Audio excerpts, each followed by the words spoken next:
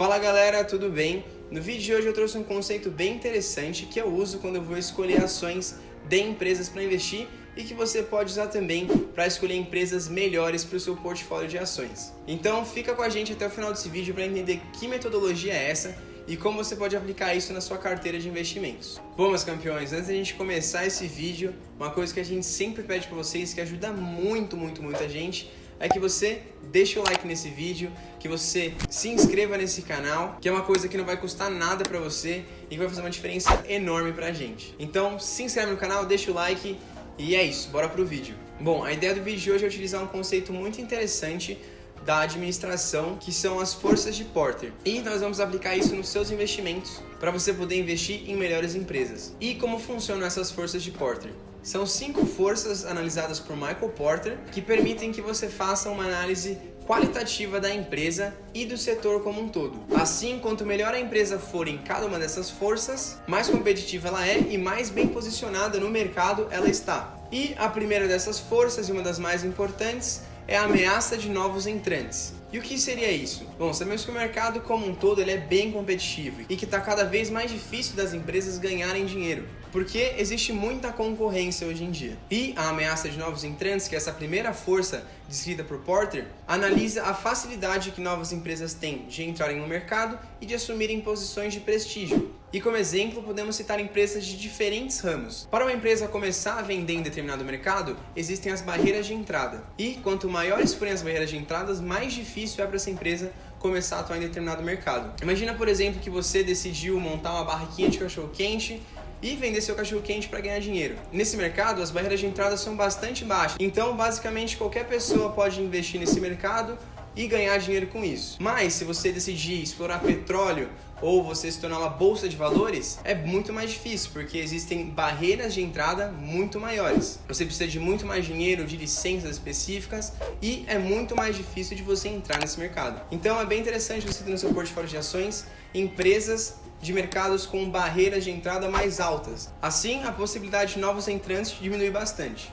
A segunda força está relacionada com a ameaça de produtos substitutos. Por mais que uma empresa consiga produzir produtos muito legais, sempre existe a possibilidade de um produto vir e substituir esse produto. Como exemplo, nós temos o Bombril. É um case mais antigo, provavelmente as pessoas que estão vendo esse canal não vão lembrar, mas muito tempo atrás, para você deixar uma panela limpa, você tinha que ir lá e arear a panela e tudo mais. Hoje em dia, a maioria das panelas são que nem aquelas panelas da Polishop, lindas e maravilhosas. E você não precisa fazer isso. Então, um mercado que era muito explorado antigamente era o mercado de palha de aço. E agora as empresas não precisam mais fazer isso, não tem que se preocupar mais com isso, porque as pessoas não consomem mais esse produto por conta das panelas novas. Então, sempre analise o portfólio de produtos da empresa e tente entender quais são os principais produtos ou serviços que fazem a empresa ganhar dinheiro. Se for um produto que facilmente pode ser substituível daqui a 2, 3 anos, 10, talvez não seja muito bacana você ter ele na sua carteira de ações.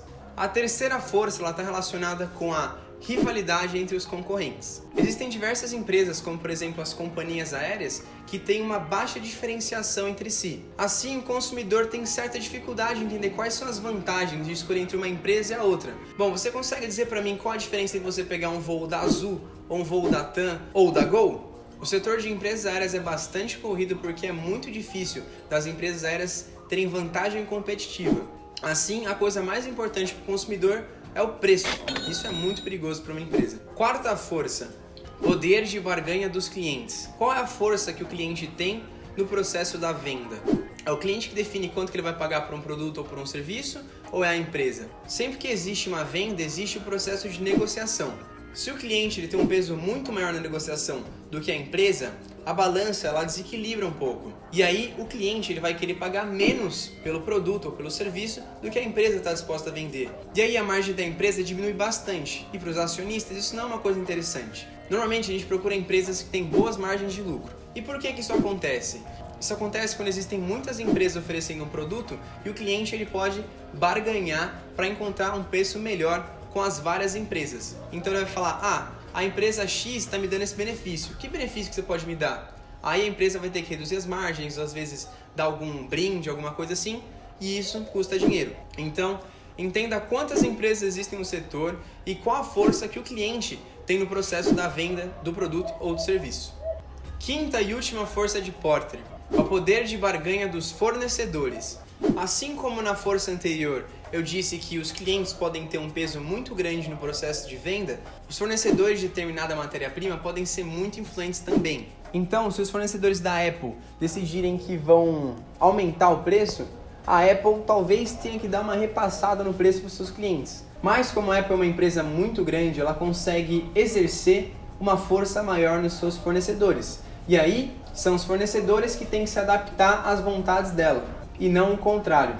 Bom, galera, minha câmera simplesmente decidiu parar de gravar, do nada, não entendi, mas estava bem no finalzinho já. E aí, a única coisa que eu queria compartilhar além disso era que quando existem muitas pessoas que estão dispostas a comprar de um mesmo fornecedor, esse fornecedor ele tem um poder de barganha maior. Então ele consegue estabelecer qual vai ser o preço, quais vão ser os prazos. Isso para o fornecedor é bem bacana.